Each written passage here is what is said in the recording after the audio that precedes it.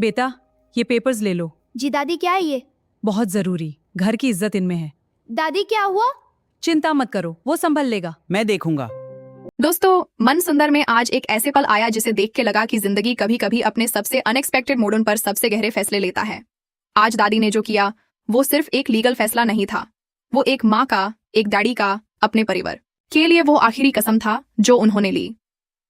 सोचो जरा, वो पेपर्स, वो कागज जिसमें लिखा कि सारी जायदाद रूहन के नाम होगी। कोई सवाल नहीं, कोई बेहास नहीं, बस एक फैसला जो पूरा हो चुका था। और राजेश्वरी, वो वहां खड़ी थी, आंखों में आंसू नहीं बल्कि आग थी, एक ऐसी आग जो अंदर ही अंदर भड़क रही थी। दादी ने अग्नि को देखा एक नजर से, और उस एक नजर में इतना कुछ था जो शब्द नहीं कर सकते।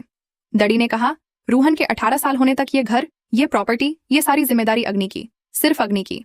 और ये सुन के अग्नि के पैर के नीचे से जमीन खिसक गई। अग्नि एक आम लड़की है दोस्तों, उसने कभी नहीं मांगा था ये सब। उसने कभी नहीं सोचा था कि एक दिन वो इस इतने बड़े घर की, इतनी बड़ी प्रॉपर्टी की जिम्मेदारी उठाएगी।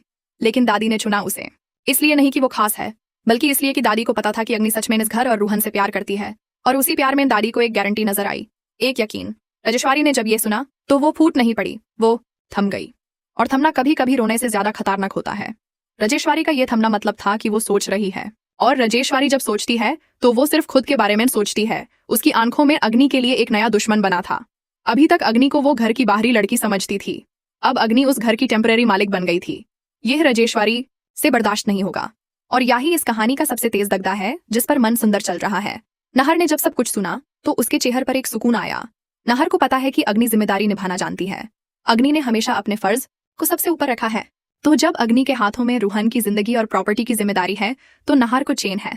लेकिन नहर यह भी जानता है कि राजेश्वरी का गुस्सा सिर्फ शांत नहीं होगा, ये गुस्सा किसी पर भी फतूद सकता है, और सबसे ज्यादा निशाना अग्नि ही होगी।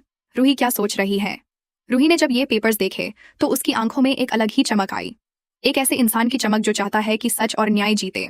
रूही हमेशा से चाहती थी कि इस घर में सही इंसान को सही हक मिले, और आज दादी ने वही किया। लेकिन अब आगे क्या? दादी ने पेपर साइन करवा दिए, जिम्मेदारी अग्नि को दे दी। लेकिन राजेश्वरी कोई आम दुश्मन नहीं है, वो इन पेपर्स को किसी भी तरह से तोड़ सकती है। वो लॉयर से मिल सकती है, वो घर के लोगों को अपनी तरफ कर सकती है, वो अग्नि के खिलाफ कोई ऐसी बात उठा सकती है जो सबके सामने अग्नि को कमजोर दिखाए। और सबसे बड़ी बात, क्या अग्नि खुद इतनी जिम्मेदारी संभल पाएगी अकेले?